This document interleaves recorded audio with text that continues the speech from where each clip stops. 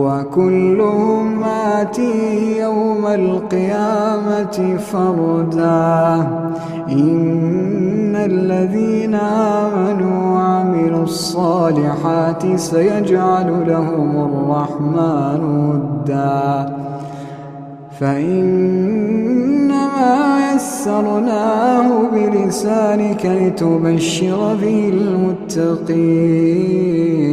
وتنذر به قوما لدا وكم أهلكنا قبلهم من قرن هل تحس منهم من أحد